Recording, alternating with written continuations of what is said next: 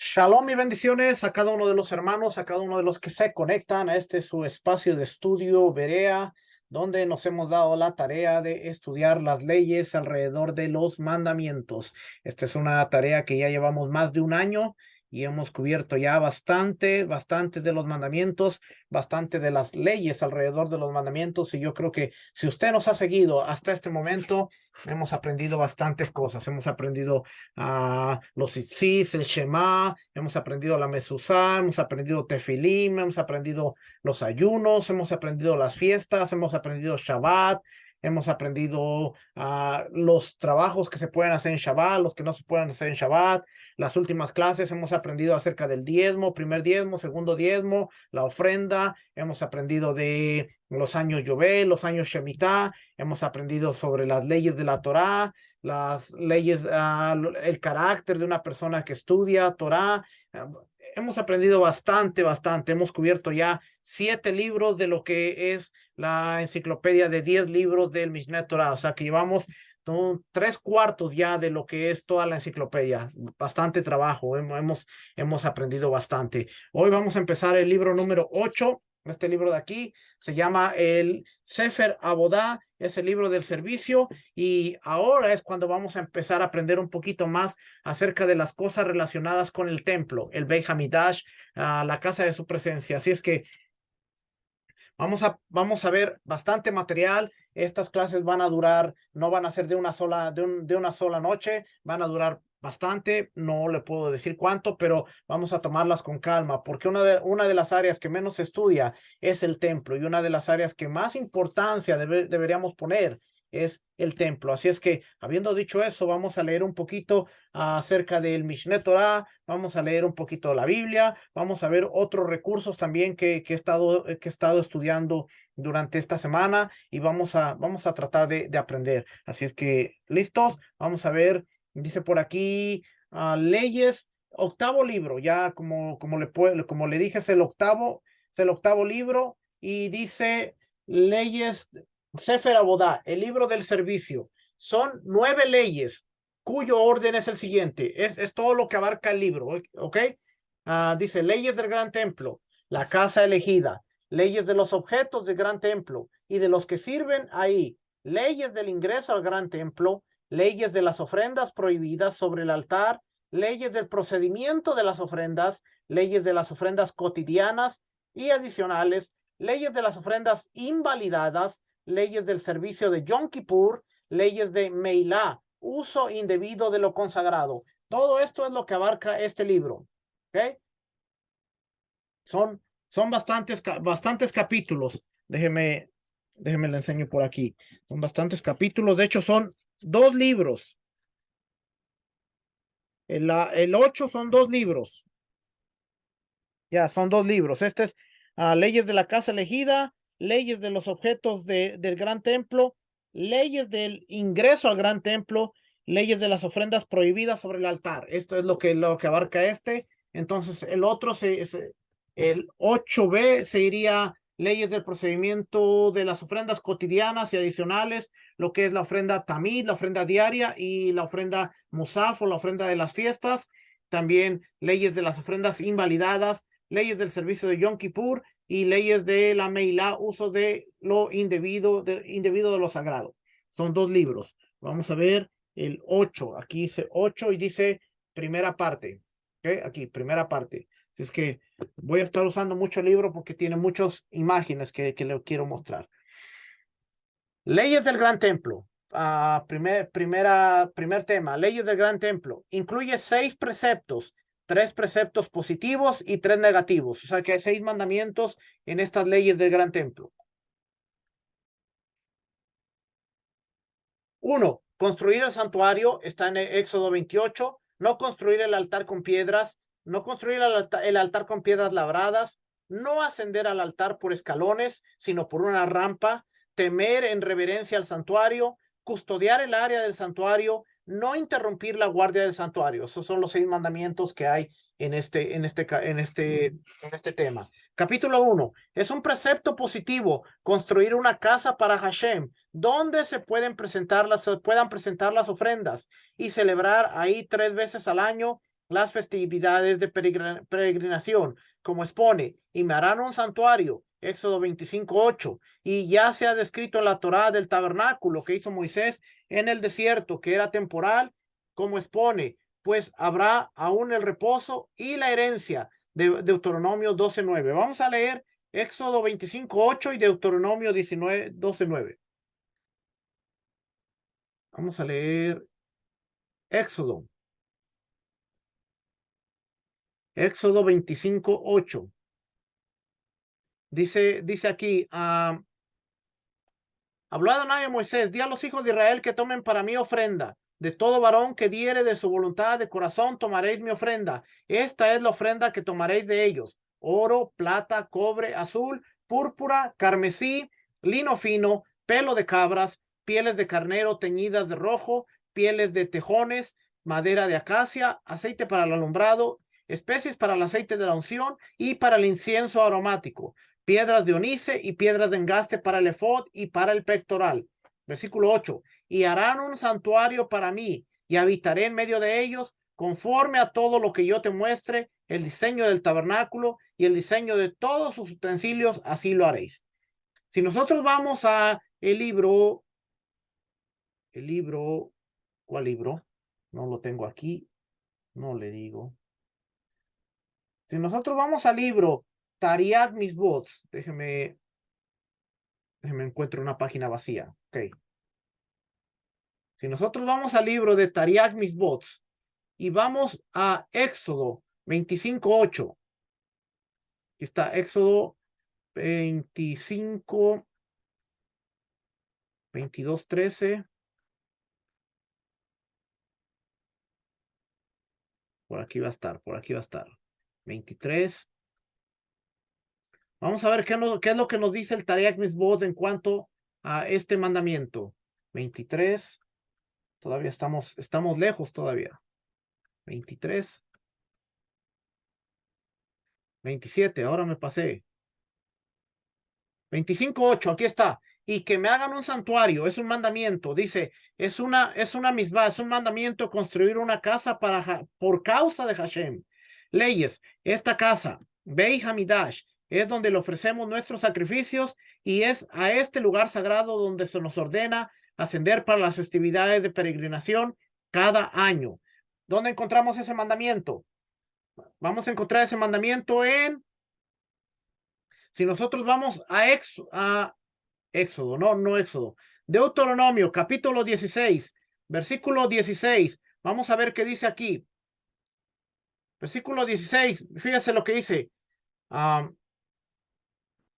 3 veces al año aparecerá todo varón tuyo delante de Adonai, tu Dios, en el lugar que él escogiere.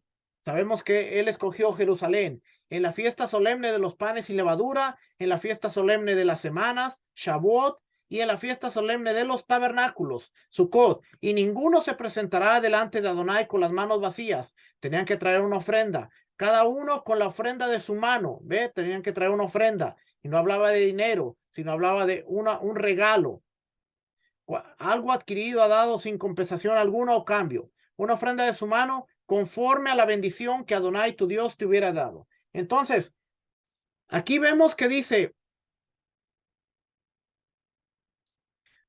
aquí, es el lugar sagrado donde se nos ordena ascender para las festividades de peregrinación cada año. Esta misma incluye la redacción de los utensilios sagrados que se utilizarían en el Beit Hamidash, tales como la menorá, ambos altares, el arca sagrada, la mesa del pan de la proposición, etcétera, etcétera.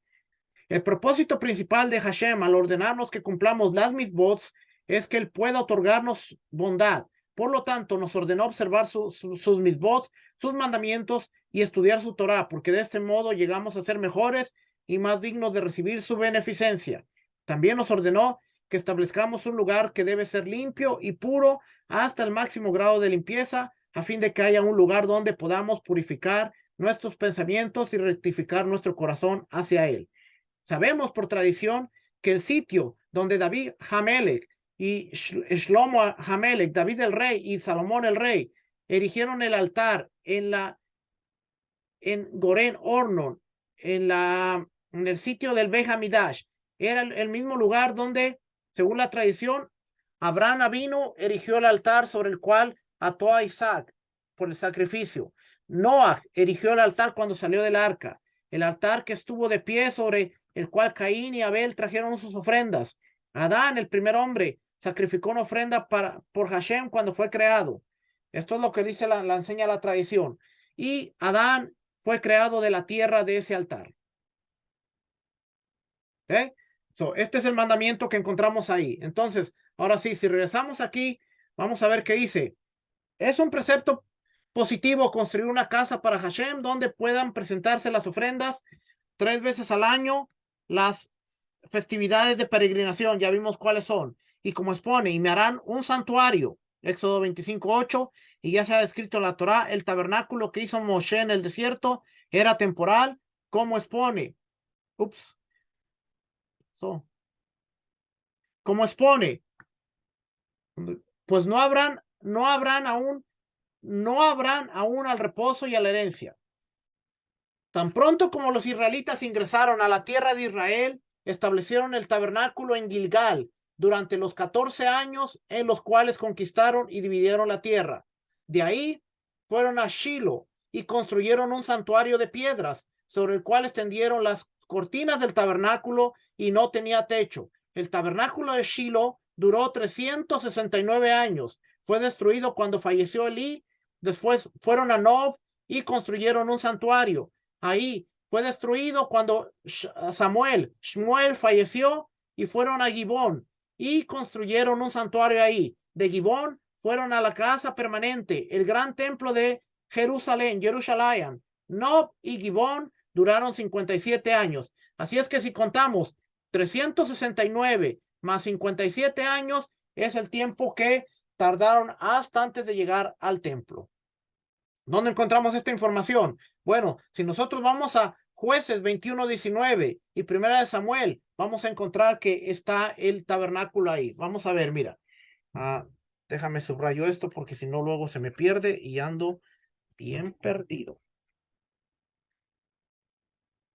Primera de Samuel 21 y Jueces 21:19. Ok, vamos aquí. Jueces 21:19. Vamos a ver lo que nos dice aquí. Jueces 21:19. Dice aquí, Jueces.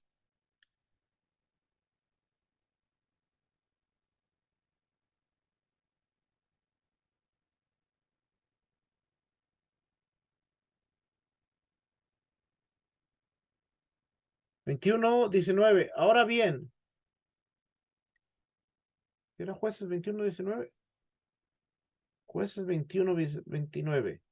O nos está diciendo dónde estaba el tabernáculo. Dice, pero nosotros no les podemos dar, 21:18, pero nosotros no les podemos dar mujeres de nuestras hijas, porque los hijos de Israel han jurado diciendo, maldito el que diere mujer a los benjamitas. Ahora bien, dijeron, he aquí cada año hay fiesta solemne de Adonai en Shiloh, que está al norte de Betel, al lado oriental del camino que sube de Betel a Siquem y al sur de Lebona. Ve cómo nos está dando una locación exacta de dónde estaba en Shiloh. Estaba en Shiloh, pero estaba al norte de Betel, al lado oriental del camino que sube de Betel a Siquem y al sur de Lebona. Y mandaron a los hijos de Benjamín diciendo, id y poner emboscadas en las viñas.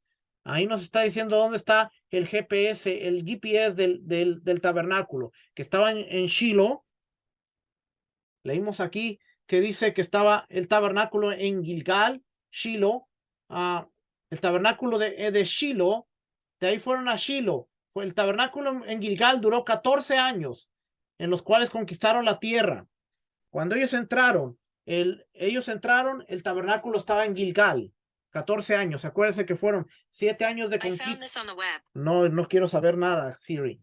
Fueron 7 años de conquista y 7 años de repartir la tierra. Mientras ellos estaban haciendo esto, en estos 14 años, el tabernáculo estaba en Gilgal. De Gilgal, cuando ellos ya se asentaron, pasaron a Shiloh. Y en Shiloh duró 369 años. Ahí es cuando, hasta que pasa el evento de Elí, cuando Elí, sus hijos, el arca es llevada por los filisteos que estaba en Shiloh. Después se encuentra en Nob y Gibón. Y esa historia la encontramos en 1 Samuel 21, que si usted me acompaña, vamos a ver cómo la Biblia establece que el tabernáculo estaba ahí.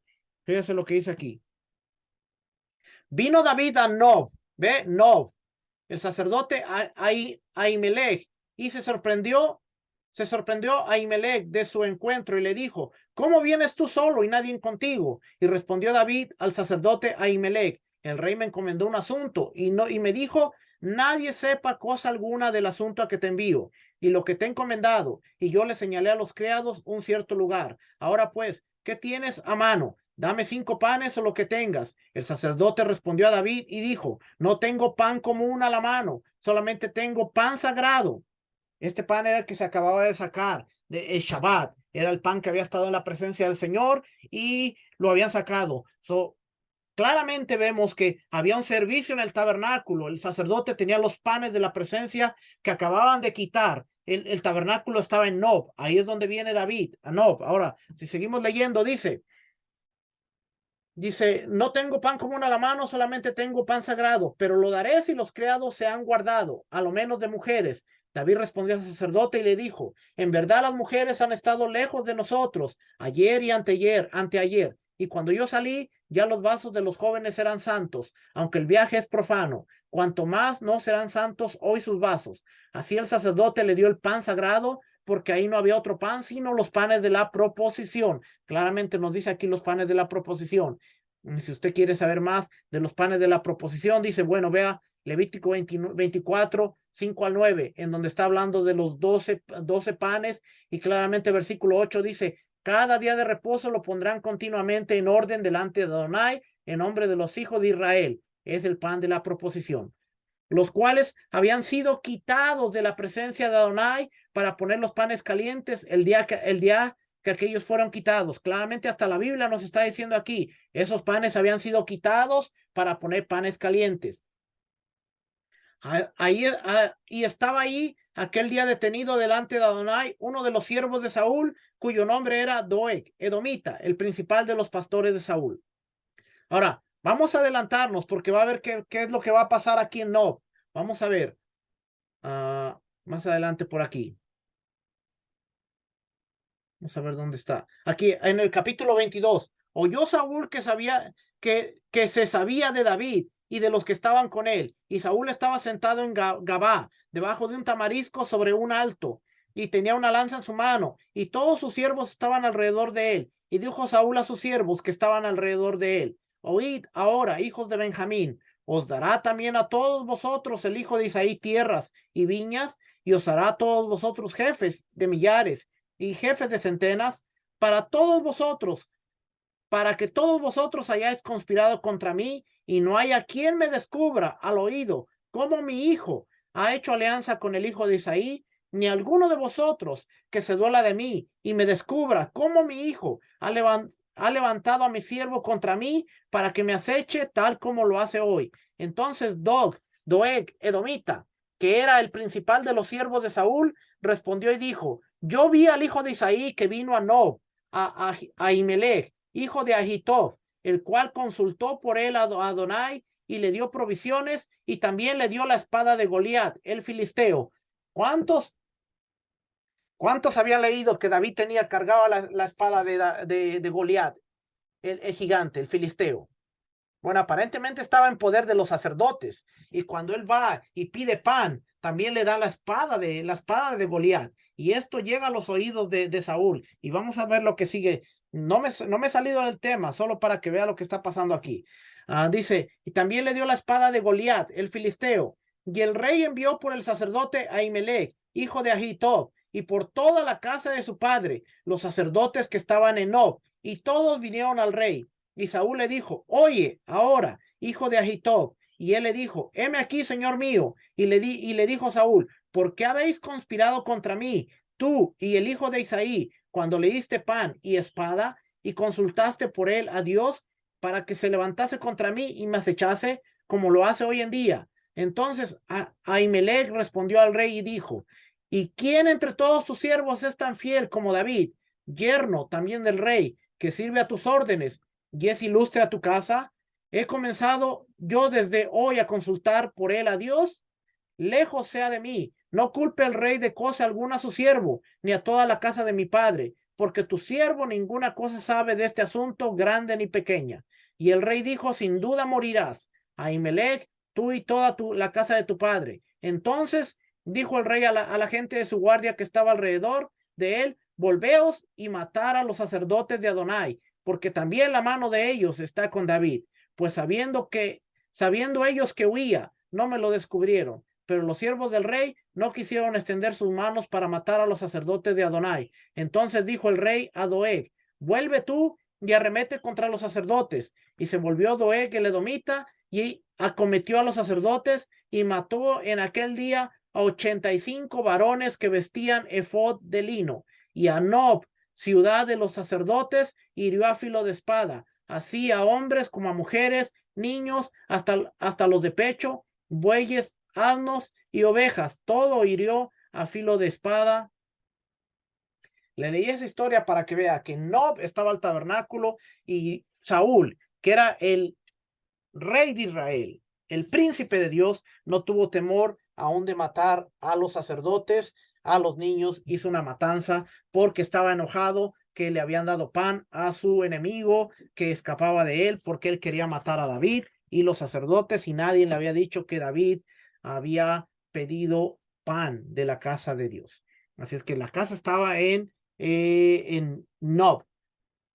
Seguimos leyendo por aquí. Vamos a ¿dónde estábamos? Aquí. Si es que dice, de Gibón fueron a la casa permanente y el gran templo duró en el gran templo de Jerusalén. Nob y Gibón duraron 57 años y 369 en Shiloh. Así es que eso es el total antes de que llegara el tabernáculo a ser el templo. Cuando fue construido el gran templo en Jerusalén, fueron prohibidos todos los lugares para construir una casa para Hashem y presentar ofrendas. Y no hay una casa para las generaciones, sino solamente en Jerusalén y en el monte Moriah, sobre el cual fue dicho. Y David declaró, esta es la casa de Hashem Elohim, y este es el altar para los holocaustos de Israel, y este es para siempre el lugar de mi reposo. Salmo 132, versículo 14. El edificio que construyó Shlomo ya fue explicitado en Primera de Reyes, capítulo 6. Asimismo, el edificio a construirse en el futuro, a pesar de que ya está escrito en Ezequiel y Ezequiel, no fue explicitado ni explicado. Las personas del segundo gran templo, cuando lo construyeron en la época de Ezra, lo construyeron como el edificio de Shlomo y de acuerdo a lo explicado en Ezequiel. Estas son las principales cosas de la construcción del gran templo. Se hace un santuario, un Kodesh HaKodashim, y ante el santuario hay un lugar y se le denomina Ulam. Las tres cosas se denominan Ejal y se hace una división alrededor del Ejal, lejos del mismo, como las cortinas del patio que había en el tabernáculo, en el desierto. Y todo lo rodeado por esta división es el equivalente al patio del Ohel Moed.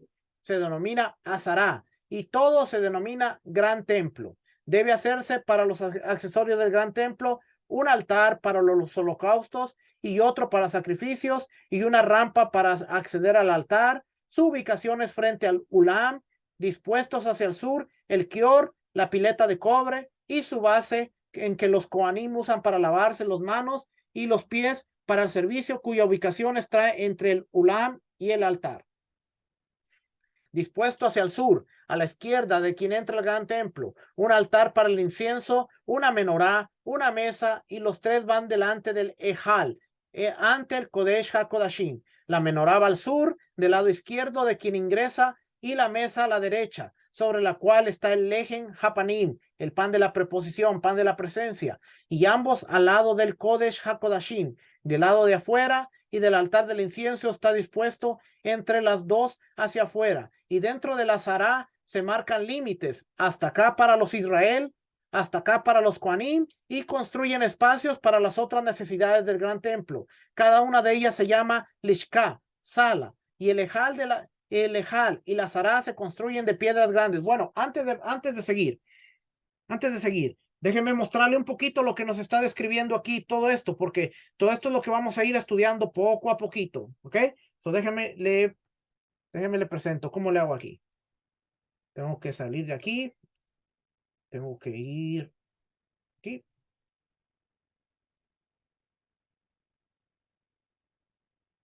Y no me deja aquí.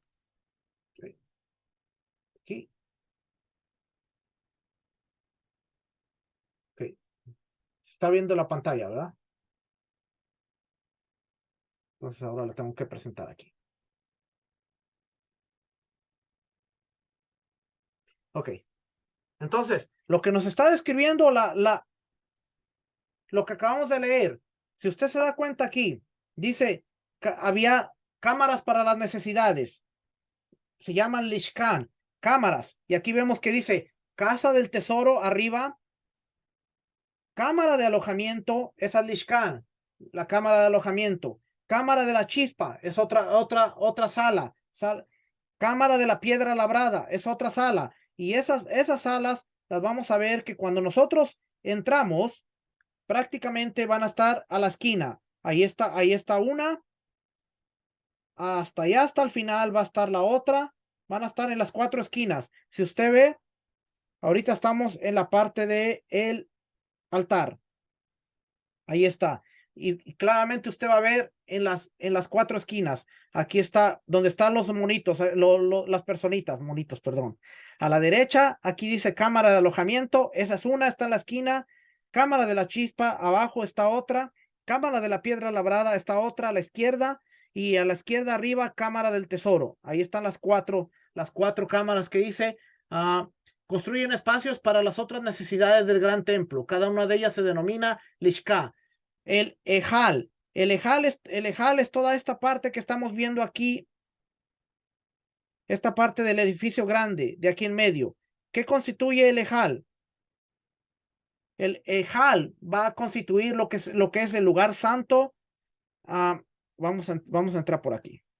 Vamos a entrar aquí al lugar de las ofrendas. Lo que se llama Ejal prácticamente es toda esta parte de aquí arriba. Nos está hablando de una parte, dice, la menorá va al sur. Déjeme regresar aquí a ver qué leímos aquí. Dice, debe hacerse para el gran templo, debe hacerse para el gran templo un altar. Ahí está el altar. Ese es el altar. ¿Ok? Ahí está el altar de las ofrendas. Lo vamos a estudiar. Una rampa para acceder al altar. Bueno, vamos por aquí. También vamos a estudiar la rampa. Ahí está la rampa. ¿Por qué? Porque cuando Dios mandó que se construyera el altar, dijo no quería escaleras, quería una rampa. Y esta es la rampa. Ahí usted ve toda la sangre de los animales. Dice que está frente al ulam. ¿Qué es el ulam? El ulam o el porche. El ulam o el porche es esta parte de aquí. Ya que no se entraba, cuando se entraba al lugar santo, prácticamente había como un porche. Ve toda esta parte de aquí. Esto se denominaba el ulam. Después entrábamos a lo que era el lugar santo, lugar santo. Dice, cuando entra a la izquierda estaba la menorá, a la derecha estaba la mesa de los panes y enfrente estaba el altar del incienso. Y más adelante estaba la cámara donde estaba el lugar santísimo. Me brinqué por sobre los dos velos, pero no importa. Solamente estamos aprendiendo un poquito. Después nos dice que hay un kior.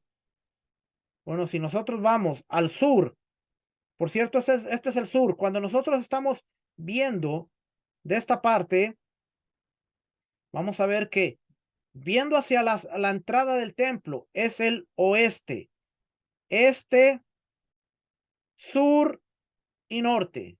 Para acá es el norte. Sur es donde está la rampa. Para que usted se acuerde, el sur es para donde está la rampa. Entonces, tenía que haber un kior o un lavacro.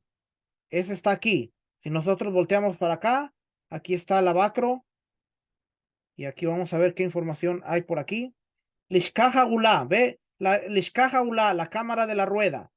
La Lishka Hagulá, cámara de la rueda, a veces se traduce como Lishka Hagolá, cámara de la diáspora. Según Midot, tratado la Mishnah, Midot 5.4 de la Mishnah, la cámara tenía una rueda grande dentro que le permitía bombear agua desde un pozo fijo debajo de la esquina suroeste de Abtinas. Esta cámara estaba dentro del Bey Atinas, casa de Abtinas. Debajo del Bey Atinas había un sistema de túnel que se cree que era elemental para la forma en que se bombeaba el agua dentro del Bey Atinas. La Mishnah también afirma que el Ishka Hagulá se usó para suministrar agua a todo la Zara, el patio interior.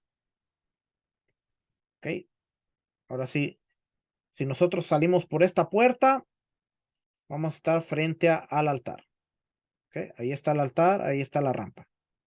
Y esas son las partes que nos está diciendo, nos está describiendo. Ahora que se las enseñé, déjenme volver a regresar por aquí. Déjenme regresar al PowerPoint para volverle a leer esta parte de... Es el único problema que tengo que estar saliendo de aquí y poniendo y quitando y poniendo y no hay problema, yo lo hago. Ok, entonces, ahora sí dice, debe hacerse para el accesorio del gran templo un altar para los holocaustos y sacrificios, una rampa para acceder al altar. Su ubicación está frente al Ulam, el porche ahí estaba enfrente, dispuesto hacia el sur. El Kior, la pileta de los Kohanim y su base de los Kohanim que usan para lavarse las manos y los pies, cuya ubicación está entre el Ulam y el altar. Estas son las principales cosas que habrá en la construcción del... Es lo mismo eso. Dispuesto hacia el sur, a la izquierda de quien entra al gran templo, un altar para el incienso, una menorá y una mesa. La menorá va al sur, del lado izquierdo de quien ingresa, ya se lo enseñé, la mesa a la derecha, sobre el cual está el eje en Japanín, y ambos al lado del Kodesh Kodashim, al lado de afuera. Y el altar del incienso está dispuesto entre los dos, hacia afuera. Y dentro de la Zara se marcan límites, hasta acá para Israel. No le enseñé esa parte. Ahora le voy a enseñar esa parte. Tengo que salirme de aquí otra vez. Y ir para acá. Ok. Ahí estamos. Se marcan límites, dice, se marcan límites. Si nosotros vamos para aquí, toda esta parte de aquí, toda esta parte de aquí que vamos a llegar, esta parte de aquí, desde esta esquina, desde esta esquinita de aquí, desde este marcador, hasta la otra orilla de allá, es la parte donde podía estar Israel, hasta aquí, esta parte. Aquí es donde están estos postes. Todos los representantes de Israel que venían solo podían llegar hasta esta parte. Se podían parar aquí, viendo hacia el frente, y era donde podían llegar. Para Israel. Después, el área para los Kohanim. Bueno, aquí estos escalones, estos 3 escalones que tenemos aquí, estos 3 escalones de aquí, solamente era el área para los levitas. Cuando ellos cantaban con sus instrumentos, se podían parar en esta área de aquí. Y esta área de aquí está hundida porque era para los sacerdotes que tenían alguna imperfección. La Torá describe cuáles imperfecciones podían tener. Tenían un dedo extra, les faltaba un dedo, les faltaba una oreja, tenían, dice la Biblia, un testículo mayugado, tenían diferentes imperfecciones. No podían ministrar en el altar, pero sí podían pararse aquí, ver todo el servicio, y también podían recibir de las ofrendas para que ellos se alimentaran, pero no podían quitarse de esta área de aquí. Esta área era para ellos. Y después el área de los sacerdotes, que era toda esta área donde ellos podían caminar con las ofrendas, y cuando hacían la bendición sacerdotal, que se paraban sobre estos escalones, viendo hacia enfrente, hacia el pueblo, y algunos de ellos que entraban cuando les tocaba su servicio y entraban al lugar santo, a cambiar los panes, a limpiar las cenizas del altar del incienso, a limpiar la menorá. Toda esta era el área donde podían estar los Kohanim, los sacerdotes. Y claramente el sumo sacerdote podía entrar hasta el lugar santísimo, pero esas eran las áreas de santidad. Los sacerdotes podían subirse en estos escalones únicamente cuando fuera el tiempo de la bendición sacerdotal. A la mayor parte del tiempo ellos traían las partes de los animales y tenían que caminar por aquí, tenían que venir, dar la vuelta. Después, cuando veamos las ofrendas, vamos a darnos cuenta de que ellos dejaban la ofrenda aquí, no la llevaban hasta arriba, la dejaban aquí, iban a otro cuarto, hacían unas oraciones, hacían unas bendiciones. Después, más tarde, venían, tomaban la parte del animal que les tocara, la traían, llegaban hasta esta área. Si ve, hay un hueco. Ellos no caminaban. Ellos llegaban hasta esta parte y desde aquí tenían que aventar la parte del animal y que cayera ahí donde está ese fuego. O sea que tenían que tener hasta un tino. No era que la llegaban a poner ahí, la aventaban y después con un gancho venían, la acomodaban bien sobre el fuego, que quedara bien acomodadita y bajaban, se postraban, hacían una postración hacia el lugar santo y se bajaban, pero ellos aventaban la ofrenda desde aquí, la parte del animal, fuera la cabeza, la pierna, el pecho, lo que fuera, desde aquí agarraban y la tiraban. No subían hasta allá. Únicamente subían cuando la habían aventado y entonces venían con un gancho y se aseguraban de que estuviera bien acomodada en el fuego del altar. ¿Ok? Interesante. Me gusta el templo, así es que disfruto este tipo de clases. Ok, regresamos nuevamente por aquí. Vamos a regresar al PowerPoint.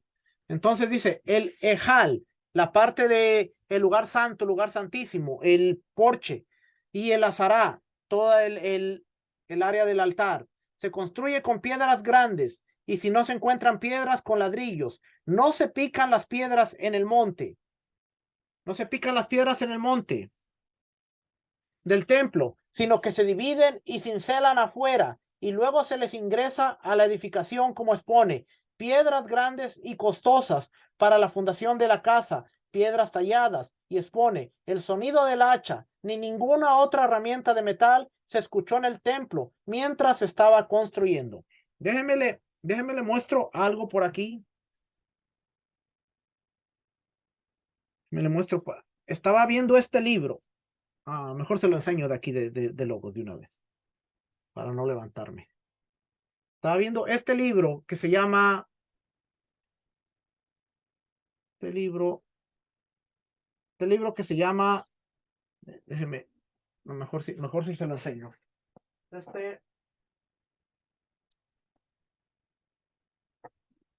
Este libro tiene varios años ya conmigo, se llama The Quest, Revealing the Temple Mount. Se lo voy a leerle por aquí. Déjenme ver. Le voy a leer por aquí esta parte que dice, ¿dónde la tengo?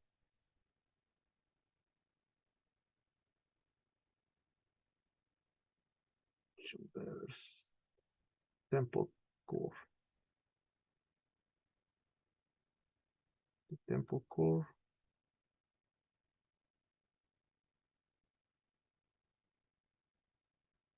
Página 286. Aquí es donde le quiero enseñar. Página 286 fue donde saqué la información. Hace rato la tuve que traducir.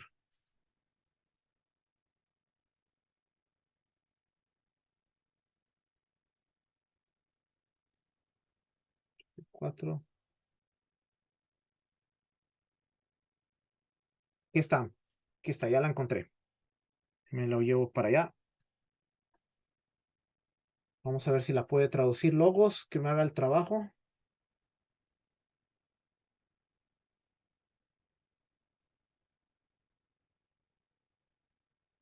Pero me la cambió, no, yo quiero la 286, página 286.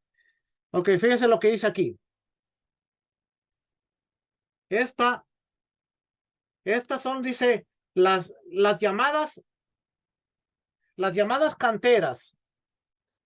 Las llamadas canteras de Salomón, bajo la puerta de Damasco, de la ciudad vieja. Según la tradición, de aquí extrajo Salomón las piedras del templo. Aquí hay unas cuevas y aquí se ve las cinceladas, aquí se ve donde se extrajeron varias cosas. Dice, esta estructura hecha de cedros se construyó contra la pared exterior del bayit, que tenía salientes de codo de ancho sobre los que descansaban la celá para mantener recta la pared exterior. Es lo que sigue, lo que le quería traducir. Aquí, según Primera de Reyes 6:7, las paredes del bayit de la casa se construyeron con piedras enteras, incluso shlema, y no se oyó ningún ruido de martillo, ni de hacha, ni de ninguna otra herramienta metálica, mientras se construía el bayit, la casa. Según algunos eruditos, el bayit se construyó con piedras sin labrar. Sin embargo, la palabra entero también puede significar perfecto. El hecho de que no se oyeran herramientas de hierro cuando se erigió el edificio no significa necesariamente que no se utilizaran herramientas de hierro para cortar las piedras. Es más probable que las piedras se labraran a la perfección en las canteras, utilizando las herramientas habituales de los canteros. Solo después de que todas las piedras estuvieran perfectamente escuadradas, se transportaban al lugar de construcción sin necesidad de herramienta de hierro. Solo había tiempo para ensamblar las piedras perfectas. Si una piedra imperfecta llegaba a la obra, probablemente era rechazada por los constructores. El rey Herodes el Grande siguió un procedimiento similar cuando construyó el segundo templo muchos siglos después. Vamos a seguir leyendo por aquí. El techo del bayit de la casa era de madera de cedro, con vigas transversales que iban de pared a pared y tablas que se cruzaban de viga a viga. En el versículo 15 leemos que las paredes interiores de piedra del bayit, desde el suelo hasta el techo, estaban cubiertas de tablas de madera de cedro y que el suelo estaba hecho con tablones de madera de abeto, cipres. Según el versículo 30, estos tablones estaban cubiertos de oro por ambos lados. Se podría sugerir que todo el templo tenía suelo de madera. Sin embargo, el siguiente versículo, el 16, que describe el debir, menciona solo las tablas de la pared y no los tablones del suelo. Esto estaría en consonancia con nuestra constatación del emplazamiento del Arca de la Alianza que el rey Salomón tuvo que preparar cortando una cuenca occidental en la roca. ¿Okay? Vamos a seguir leyendo por aquí porque dice aquí, no se construye. Ahí era donde nos quedamos. Ok, ya. La mejor forma de llevar a cabo el precepto es fortalecer la edificación, elevarla de acuerdo a las posibilidades de la comunidad. Como expone, elevar la casa de nuestro Elohim, Esdras 9:9. Y se la ornamenta y se embellece de acuerdo a la posibilidad. Y si la pueden cubrir en oro e incrementar sus cosas, es un precepto. Dependiendo cómo estaba la congregación, si tenía suficientes recursos, entonces tenían que poner oro. Si no tenían, entonces de acuerdo a sus posibilidades, como cuando ellos regresan del exilio, que no tenían tantos recursos, pero a medida que fueron teniendo recursos, iban embelleciendo la casa. El primer templo, Salomón tenía todos los recursos y por eso era de oro y era bellísima la casa. No se construye el santuario de noche, como expone, y el día en que erigen el tabernáculo, número 9:15, es decir, de día se construye y no de noche. Se ocupan de la construcción desde el alba hasta la salida de las estrellas y todos tienen el deber de construir y ayudar personalmente y con su dinero, hombres y mujeres, tal como el santuario en el desierto. Pero no se interrumpen los estudios de los niños en aras de la construcción. La construcción del templo no relega las festividades. El altar solo debe hacerse con piedras y lo que está expuesto en la Torá. Haz para mí un altar de tierra. Éxodo 20:21. Significa que debe estar unida a la tierra. Es decir, que no debe construirse ni sobre cúpulas ni sobre cuevas. Y lo expuesto. Y si un altar de piedra. Éxodo 20:22. Por tradición aprendieron los sabios que no es opcional, sino obligatorio. Tiene que ser de piedra. Cualquier piedra que haya sido astillada lo suficiente como para atrapar la uña, como con un cuchillo, shejitá, no es apta para la rampa, ni para el altar, como expone, con piedras enteras construye el altar de Hashem. Deuteronomio 27:6.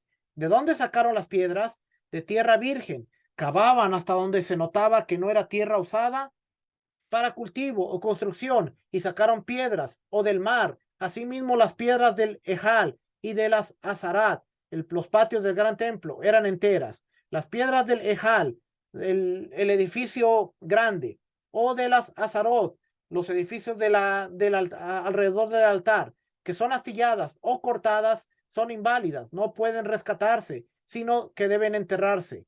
Cualquier piedra que haya sido tocada por hierro no se puede usar para la construcción del altar, ni de la rampa, porque expone, porque has levantado tu espada contra ella y la has profanado. El que construye con una piedra que tocó hierro el altar o la rampa es azotado, como expone. No lo construyas con piedras labradas.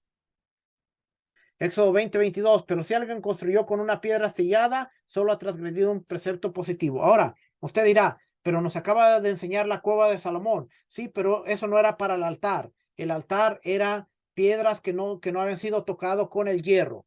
La demás parte del edificio sí podías haber sido tocado con hierro, pero el altar y la rampa no, tenían que ser piedras de así como salieran. No le podían dar forma, no las podían hacer cuadradas, no las podían hacer redondas, tenían que como salieran de la tierra. Si una piedra fue dañada o tocada por hierro, luego de construida en el altar o la rampa, esa piedra es inválida, pero las otras son válidas. Se blanquea el altar con cal 2 veces al año, antes de Pesaj y antes de Sukkot. Cuando se lo blanquea, se usa un paño, pero no un torno de hierro, porque quizá toque la piedra y lo invalide. Pregunta: ¿por qué se blanqueaba el altar? Porque durante todo el año había estado con sangre. Vamos a estudiar esa parte. La sangre manchaba el altar. La sangre manchaba las esquinas del altar. Y antes de Pesaj tenían que pintarlo, blanquearlo. Antes de Sukkot tenían que blanquearlo. Especialmente Sukkot, que había un montón de ofrendas. Es que vamos a seguir leyendo por acá. Dice, está prohibido hacerles escaleras al altar, ya que dice, no asciendas por escalones a mi altar. Eso viene de Éxodo 20:23, sino que se construye una especie de montículo en el extremo sur del altar, que se vuelve más y más bajo hasta que llega al suelo, lo que se denomina rampa. El que asciende al altar por escaleras es azotado. El que rompe una piedra del altar o de cualquier parte del ejal o de entre el ulam y el altar de modo destructivo es azotado. Como expone, rompan sus altares, pero no hagan ello a Hashem Solohim. Deuteronomio 12 del 3 al 4.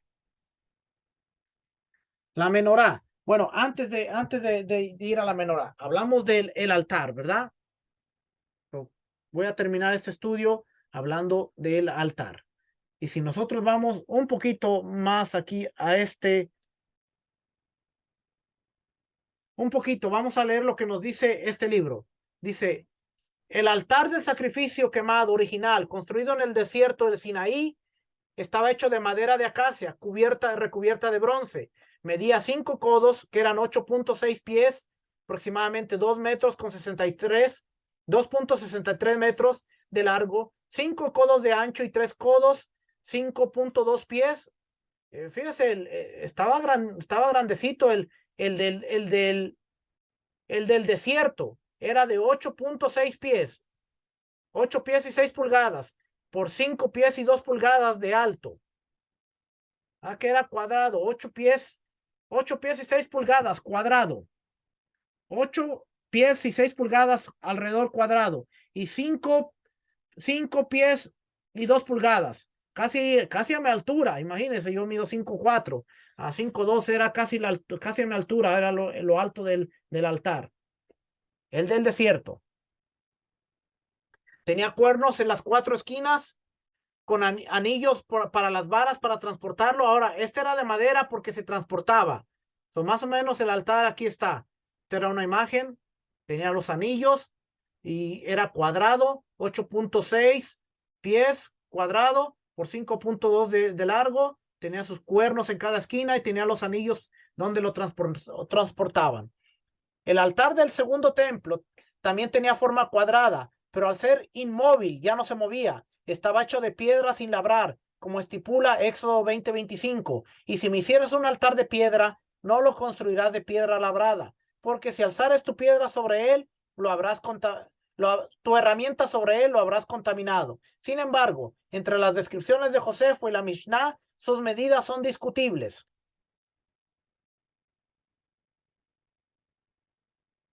Josefo da unas dimensiones totales de un altar de 50 codos por 50 codos y una altura de 15 codos. Un altar de este tamaño no habría dejado un espacio suficiente para los dos escalones que conducían al Ulam. Veas el plano de página 362. ¿Dónde está? ¿Dónde está el plano? Aquí, vamos a ver el plano. Llévame el plano.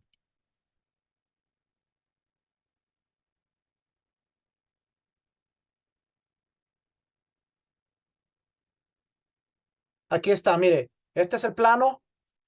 Lo que están diciendo es que si hubiera sido de la medida que lo describe Josefo, no hubiera quedado espacio como en la aplicación del templo donde le enseñé que podían pasar. Hubiera estado pegado a los escalones. Aquí eran los escalones que subían. Por cierto, esta es la locación que se cree de acuerdo a la arqueología que han descubierto. Si usted se da cuenta, aquí está el domo dorado. En el centro donde está el domo dorado era donde estaba el lugar santísimo y donde estaba el arca. Aquí está el arca. Aquí está el lugar santo. Aquí está el porche, el área donde le mostré antes de entrar al lugar santo. Y aquí estaba los escalones. Y aquí estaba el altar y el lavacro. Ya sabemos que está mal. Este no debería estar aquí. Debería estar más acá, más al sur, más por acá. Pero eso es lo que nos muestra el libro. No está del todo correcto, pero al menos nos da la locación de dónde debe de estar el arca. Por eso es que decimos que si el templo se va a reconstruir, el domo dorado tiene que dejar de existir porque ahí es donde va a estar el lugar santísimo. Ahí es donde estará el arca. Cuando sea revelada del lugar donde está escondida, ahí es donde va a estar el arca. Nuevamente le pongo la imagen para que vea. Aquí está el lugar santo y aquí está el domo dorado. Este es el domo dorado, el que está ahora mismo en el templo del monte. Aquí está el otro domo que está por ahí, es donde estaban los escalones para entrar al lugar santo. Este es el templo de Herodes, por cierto. El templo es el segundo templo, el templo que eh, edificó, arregló Herodes. No era de Herodes, pero se le conoce como el de Herodes, ¿ok? El templo al que llegó Yeshua. No entró a este no entró Yeshua, pero sí se pudo haber parado por aquí frente al altar. Yeshua en su momento tal vez sí pudo haber entrado por ahí. Seguimos leyendo. Entonces dice por aquí, no había plano. El altar de sacrificio quemado del patio del templo herodiano, la que le enseñé. La Mishnah Midot 3.1 describe el altar de la siguiente manera. El altar en su base tenía 32 codos de largo y 32 de ancho. Se elevaba un codo y se retraía un codo. Esto formaba la base. Así quedaban 30 codos por 30. Se elevaba 5 codos y se metía un codo hacia adentro. Formaba el circuito. Así quedaban 28 codos por 28. El lugar de los cuernos era de un codo por cada lado. Así quedaban 26 codos por 26. El lugar sobre el que pisaban los pies de los sacerdotes era de un codo por cada lado. Así quedaban 24 codos por 24 codos el lugar para el fuego del altar. Lo que nos menciona la Mishnah. Esta es una fotografía del altar de cuernos reconstruido de Beersheba a finales del siglo 8 antes de la era común, un poquito antes del exilio. Así se miraba un altar. Hay suficiente espacio para un altar de este tamaño y creemos que estas medidas son correctas. La descripción del altar en Midot no da su altura total, pero probablemente tenía 10 codos de altura, muy parecida a la del templo de Salomón. Basándose en la descripción de Midot citada anteriormente, creemos que esta altura del altar se componía de un codo para los cimientos, un bloque sólido de 30 codos cuadrados y 5 codos de altura encima por la cual un bloque más pequeño. No lo quiero aburrir con tanta medida. Aquí nos dice dos sacerdotes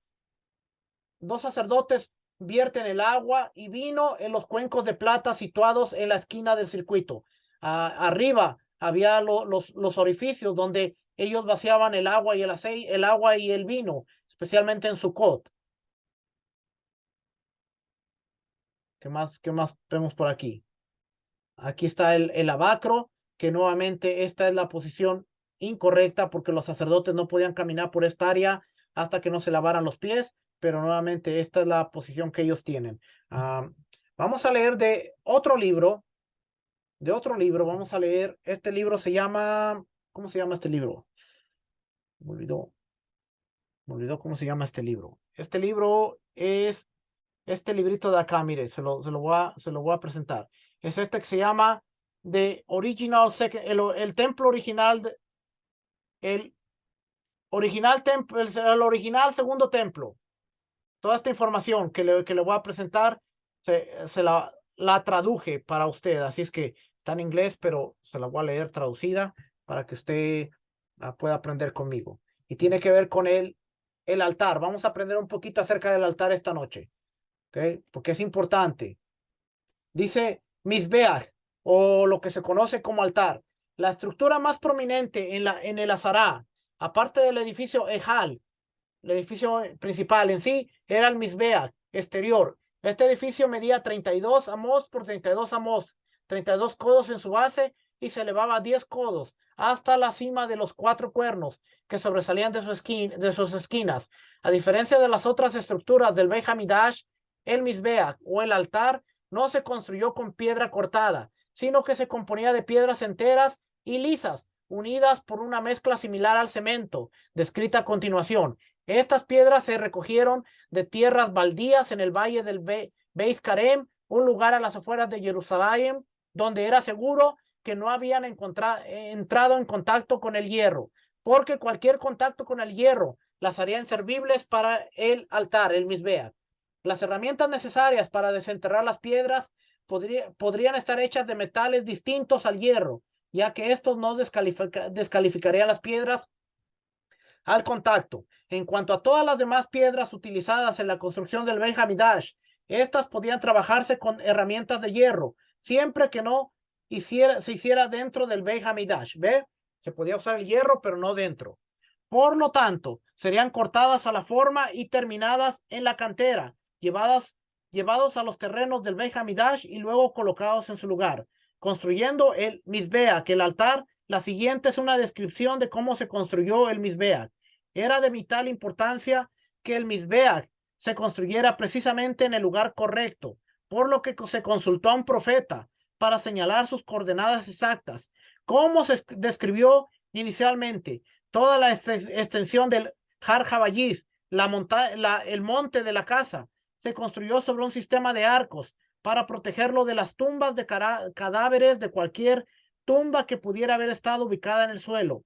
Si bien este diseño podría emplearse para el Azará, tanto el Mizbeach como su rampa debían estar unidos directamente a tierra firme y no podían tener áreas huecas que intervinieran entre ellos y el lecho rocoso. Por lo tanto, después de excavar el sitio del Mizbeach hasta el lecho rocoso, reemplazaron la tierra de esta área después de verificar que estaba libre de restos humanos. La figura, la 6.1. Aquí está el Mizbeach. Estos eran los arcos, cómo se construían los arcos para evitar que se tuviera contacto con los muertos. Dice, luego se construyó una forma cuadrada de madera alrededor del perímetro de lo que sería el nivel inferior del Mizbeach, o Yesod, fundamento, que medía 32 amots por lado y 5 tefajim de alto. La figura 6.2, que es esta de aquí. La figura era cuadrado, 32 amas, tenía un codo por donde caminaban los sacerdotes. Dice que tenían que caminar los sacerdotes. Tiene un codo. De esta forma, colocaron 2 vigas adicionales a lo largo de los lados sur y este, que se extendían 31 amos desde la esquina sureste y se detenían un codo antes de las esquinas noreste y suroeste. Este encofrado se llenó con tantas piedras lisas como cabían. Luego se vertió en el encofrado una mezcla similar al cemento de yeso, brea y un compuesto vidriado a base de plomo para llenar los espacios entre las piedras. Y aquí vamos a ver la figura 6.3. Aquí está la construcción, mire. Aquí están los escalones, y aquí está la construcción, y aquí están las piedras. Eran buenos albañiles los sacerdotes. Una vez fraguado el cemento, se quitó la forma de madera y el bloque sólido. O sea, esta madera solamente era para darle la forma, tal como se hace hoy en día. Cuando se quiere hacer una estructura, que se pone la forma, se le llena el cemento y cuando se seca el cemento, se quita la madera. Ellos hacían lo mismo. Se quitó la madera y el bloque sólido que quedó formó el primer nivel del Mizbeach. Este mismo procedimiento se repitió para el segundo y tercer nivel, los 4 cuernos de las esquinas superiores y la rampa. Una vez que se completó la construcción, el Mizbeach y la rampa recibieron una capa exterior de yeso blanco que se volvió a aplicar 2 veces al año en Sukkot y en Pesach.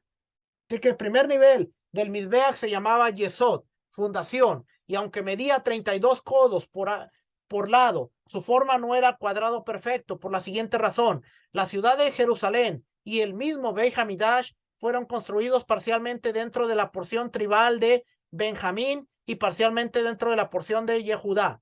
El lado oriental del Beit Hamidash pertenecía a Judá, y el lado occidental, incluido el Mizbeach, pertenecía a Benjamín. Sin embargo, la Gemara explica que la frontera entre estas dos tribus no era una línea recta que corría de norte a sur, sino que parte de la porción de Judá cortaba el lugar del Mizbeach por un codo a lo largo de la mayor parte de sus bordes, este y sur. Y aquí vamos a ver la figura. ¿Ve? Aquí no estaba completo y aquí no estaba completo. Esta es la tierra esta es la tierra de Judá, esta es la tierra de Benjamín. Prácticamente pasaba la mitad. Mitad del altar era de Benjamín, mitad del altar era de Judá. El Mizbeach o el altar cuya fundación era fija y no se podía mover debía construirse completamente dentro de la parte de Benjamín.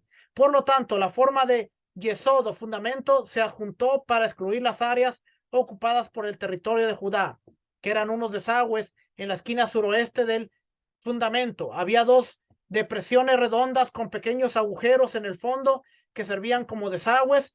Estos 2 drenajes estaban situados en diagonal, uno frente al otro, uno al sureste y otro al noroeste de esta esquina.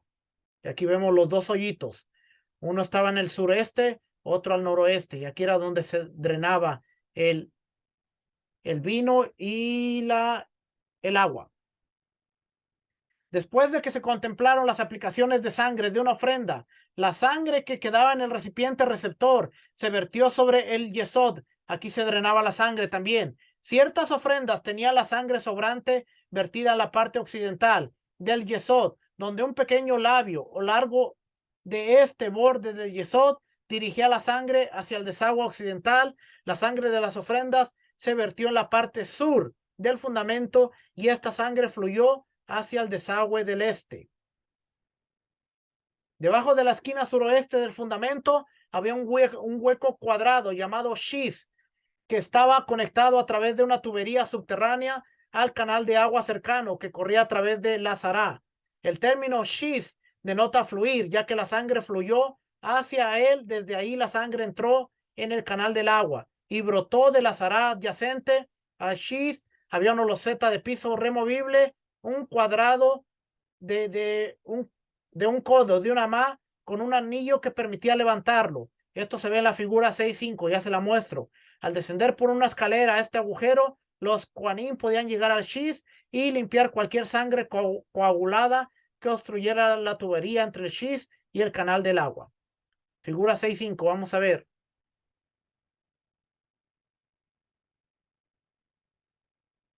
Esta es la figura 6.5.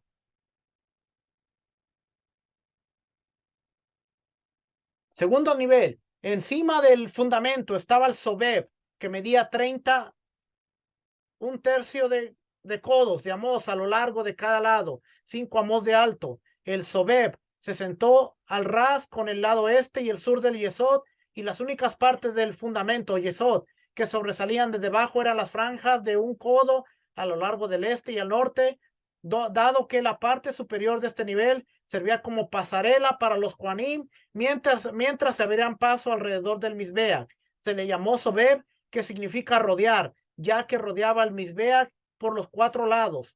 Un motivo de flores y capullos en bajo relieve ocupaba el amás superior de la altura del Sobeb en los 4 lados. Dado que cortar el Mizbeach terminado lo invalidaría, es posible que hayan tallado estas decoraciones en las paredes de la forma de madera utilizada para dar forma al Sobeb antes de verter el cemento. Justo debajo de este panel ornamental, en el punto medio, exacto a la altura del Mizbeach, había una línea de pintura roja que recorría los 4 lados del Mizbeach.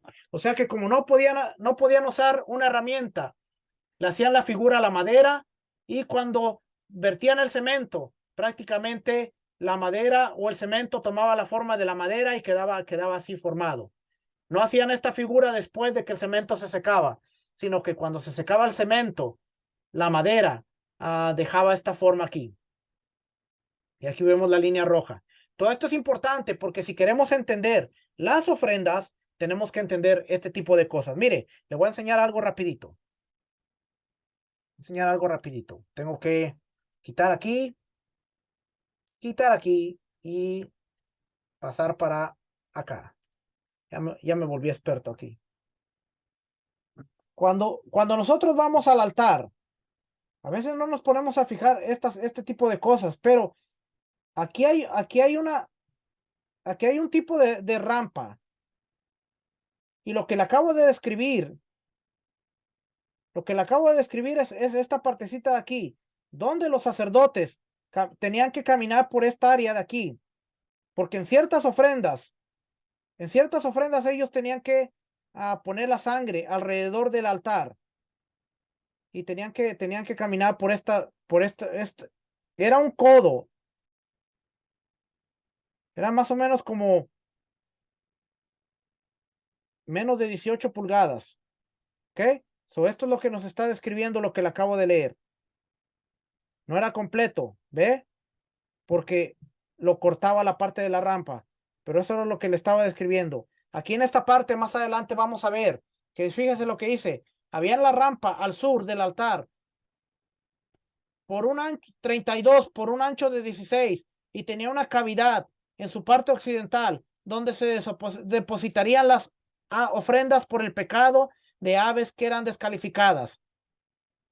Si ¿cómo se llamaban? Un pichón que se descalificaba, tenían que dejarlo aquí, prácticamente se tenía que podrir el animalito. Ve ahí los huesos, ahí era donde dejaban los animalitos que se habían descalificado. Pero eso que le acabo de leer es esto de aquí. Siempre se caminaba a la derecha. Cuando veamos las ofrendas nos vamos a dar cuenta de que ellos venían por aquí, subían la rampa, pero subían de este lado, subían por la rampa, venían por aquí, subían por la rampa, traían la sangre, y entonces aquí empezaban a caminar y daban todo el giro. Me caí. Y ahí se quebraba el pie el sacerdote. Tenían que tener cuidado porque imagínense, llegaban aquí y traían el contenedor de sangre, y entonces tenían que caminar. Imagínense la gente que estaba viéndolos allá abajo. Llegaba aquí y nuevamente caminar y así alrededor. Ya me entendió. Aquí me voy a brincar. Que no me vea Joseph Good brincando, dice Rico, porque va a decir que andas brincando por ahí.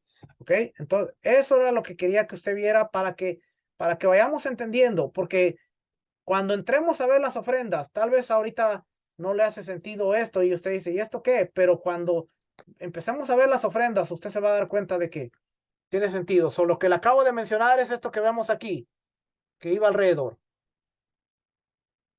La sangre del sacrificio, ve aquí nos dice, la sangre del sacrificio debe aplicarse a la mitad superior o inferior del Mizbeach, según el tipo de ofrenda, y esta línea roja servía como indicador visual para los Kuanim mientras realizaban el servicio de sangre.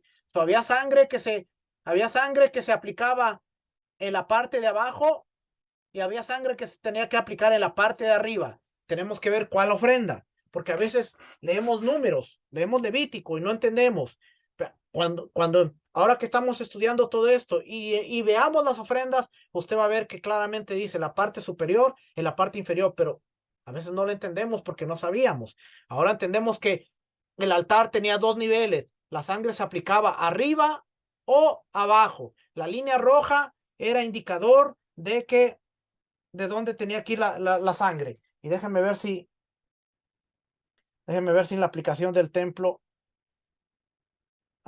Sí. La aplicación del templo se la voy a volver a poner. Parece que ya me gustó estar cambiando aquí. No me gustó, pero es importante que usted vea. ¿Ve? Ahí vemos claramente. La línea roja está enseñándonos. Va a haber sangre que se va a poner en la parte de abajo, va a haber sangre que se va a poner en la parte de arriba.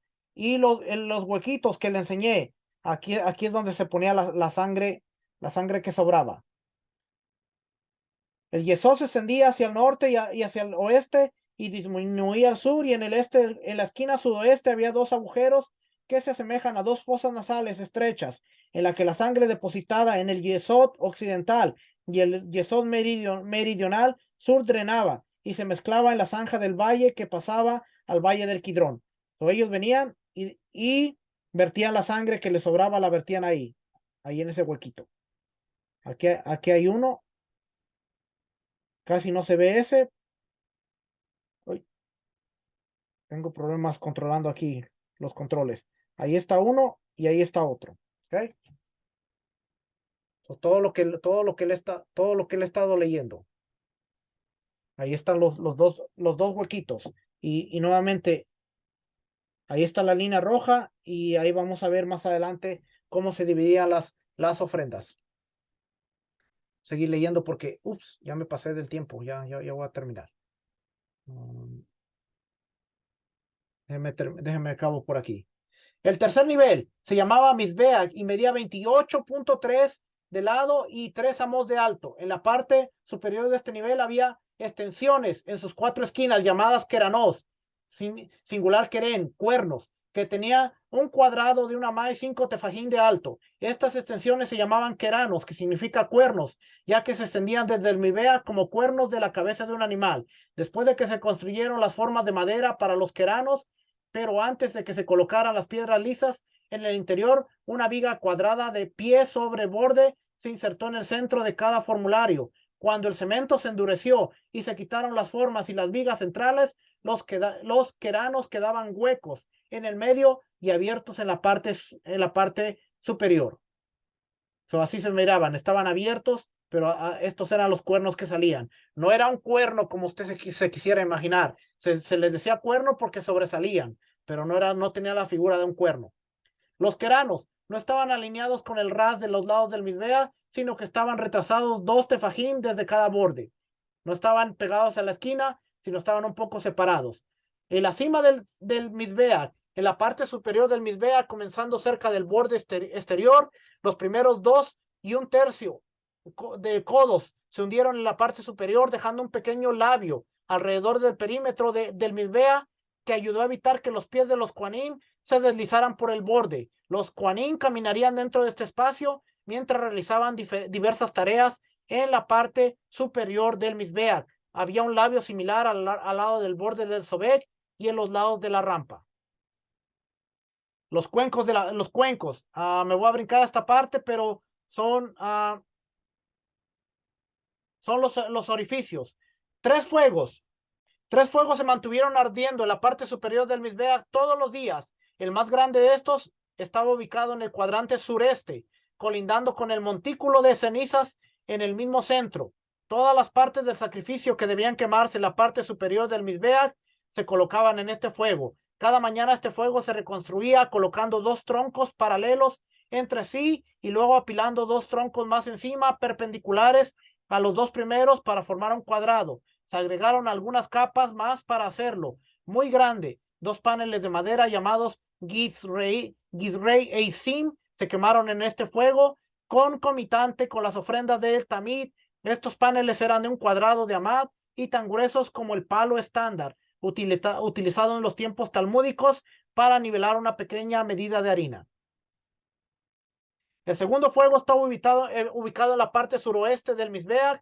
Se utilizó para producir las brasas sobre los que se quemarían los ketorés, el incienso. El tamaño del fuego de ketoré fue por lo suficientemente grande como para producir 5 seas, 1,5 pies cúbicos de carbón por día y 8 seas, 2 1/3 pies cúbicos de carbón en Shabbat, porque se hacía una ofrenda extra.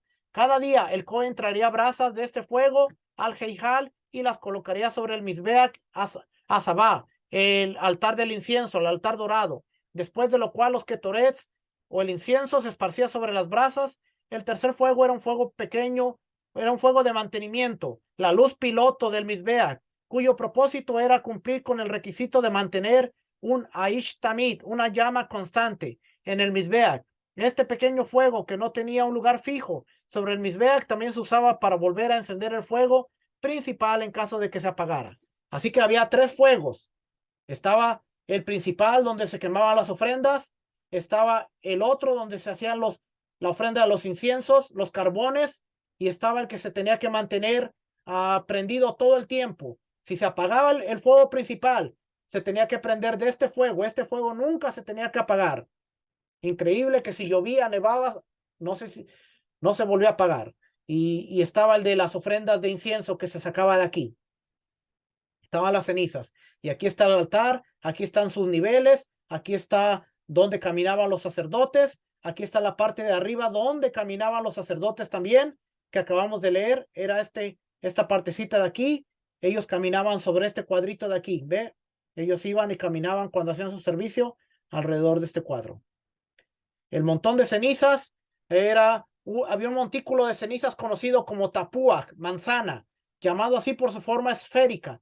Todas las cenizas de los incendios del día, de las ofrendas del día anterior, se trasladarían a esta pila central antes de reconstruir el incendio, el fuego por de la mañana. Una pequeña porción de cenizas sería separada del tapuaj cada mañana y depositada en el Makom Hadesh, lugar de las cenizas, ubicado en el piso de la Zará, al norte del pie de la rampa del Mizbeach, en su lado este, figura 6.9. Aquí está. Cuando se iba subiendo a la rampa, había un lugar aquí donde se colocaban las cenizas. También se colocaban las aves muertas, y aquí era donde estaban. Y aquí vemos nuevamente la rampa para que caminaran, la rampa para subir, los cuernos y los 2 orificios, que también había unos aquí abajo.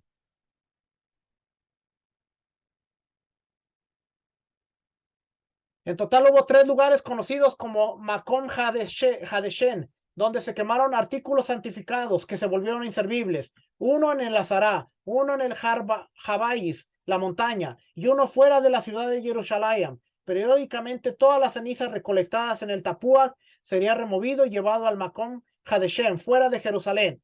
Durante las fiestas, el Tapuach no se vaciaba a propósito para que quedara como evidencia de la gran cantidad de sacrificios traídos. O sea que para ellos era un honor que vieran tanta ceniza, porque eso representaba cuántos sacrificios la gente traía, y era un honor. Le iban quitando una parte cada cierto tiempo, pero nunca lo limpiaban completamente.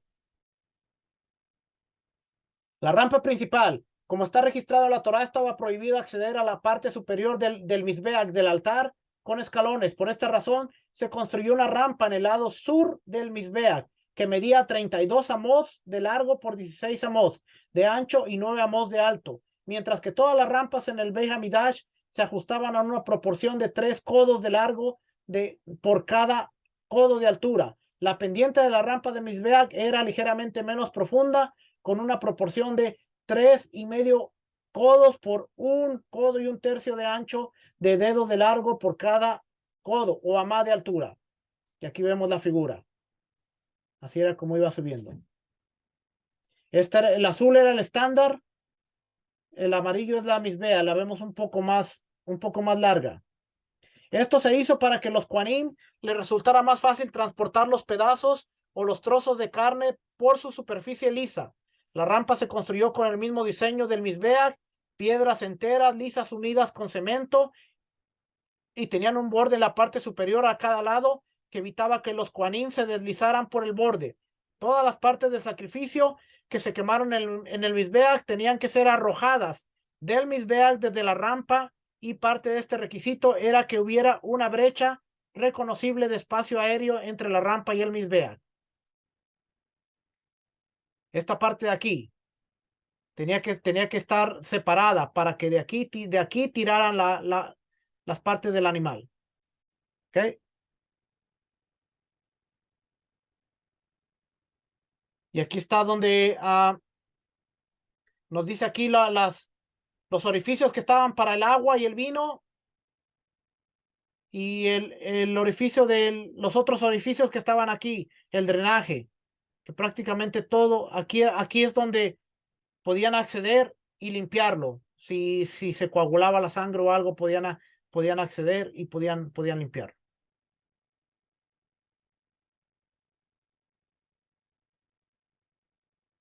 Aquí vemos otra foto más. Las ofrendas de pájaros hatás que se volvían inservibles se colocaban aquí durante la noche y luego se quemaban en el Makon Hadesh, al este de la rampa del Mizbeach. Fue la cajita que le enseñé donde se guardaban las aves que no servían. Se quedaban ahí toda la noche y al otro día se quemaban. Rampas menores, había dos rampas pequeñas, ya se las enseñé, que es donde caminaban los sacerdotes. Aquí la tienen de esta manera, pero en la aplicación del templo está de la otra manera. La sangre de ciertas ofrendas, la ofrenda de hatás de animales, la ofrenda de olá de aves, tenía que aplicarse en la mitad superior del Mizbeach, sobre la línea de pintura roja, y por lo tanto el Cohen realizaba las aplicaciones de sangre mientras estaba de pie sobre el soviet.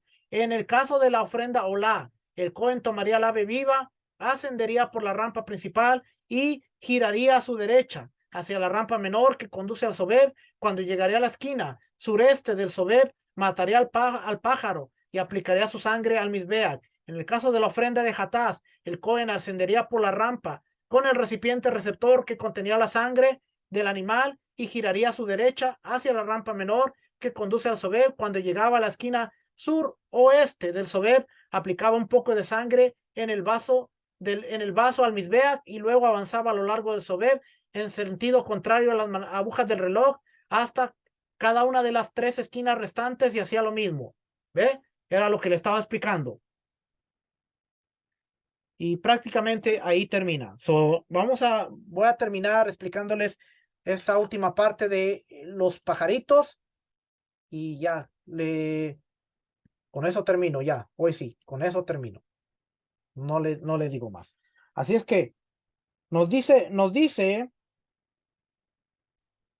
que subían por aquí,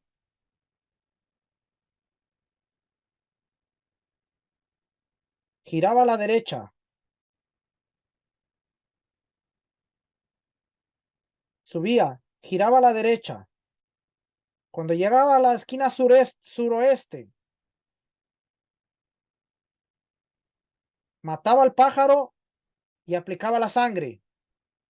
Y había cumplido. Cuando era un ave, cuando era la sangre de un animal, jatá, por la culpa, traía el vaso con la sangre, metía el dedo en el vaso, aplicaba la sangre y la sangre se tenía que aplicar en las 4 esquinas. Así es que traía el recipiente, caminaba hasta esta esquina, volvía a meter el dedo, aplicaba la sangre y de ahí tenía que ir a la otra esquina, seguía caminando por esta misma rampa, venía a la otra esquina, volvía a meter la mano en el recipiente donde tenía la sangre, el dedo en el recipiente, aplicaba la sangre en esta esquina y de ahí volvía a ir, dice contrario a las manecillas del reloj, así es que estamos yendo en contrario. Volvía a meter el dedo en la sangre, aplicaba en esta esquina, venía, bajaba, depositaba la sangre que le quedaba ahí y terminaba su servicio. Eso era lo que hacía el sacerdote. ¿Por qué es importante conocer el altar? Hoy nos tardamos un poquito conociendo el altar, la forma, la estructura del altar. porque muchas veces, hermano, no tenemos ni idea de cómo se hacía. Y créame que es importante. ¿Por qué era importante? Porque si el sacerdote no hacía la ofrenda como se tenía que hacer, la ofrenda no era válida. Así es que todos estos estudios van a ser del templo, de los artículos, de los lugares sagrados, de los espacios sagrados. Así es que espero que estos estudios vayan siendo de bendición, porque créame que vamos a estar aprendiendo Vamos a estar aprendiendo bastante en toda esta aventura que es la Casa del Rey. Como usted puede ver, hay muchos materiales para usar. La mayoría de ellos están en inglés y ahí es donde me toca el doble trabajo de traducirlo, pero no hay problema. Siempre y cuando tengamos la información y podamos aprender juntos, lo haré con todo el gusto y con todo el amor del mundo. Así es que espero verlo aquí la próxima semana para seguir aprendiendo de la Casa del Rey. Hoy leímos solamente el capítulo 1, nos quedamos en el capítulo 1 y no llegamos al capítulo 2, pero la próxima semana sí ya estaremos viendo el capítulo 2 de este libro, la casa de el Sefer Abodá, el libro del servicio. Vamos a ver todo lo concerniente al templo. Y vamos a aprender, por lo tanto, mucho de lo que tiene que ver con las ofrendas. Familia, que el Eterno les bendiga, el Eterno les guarde. Nos estaremos viendo la próxima semana. Shalom, bendiciones, shalom, bendiciones.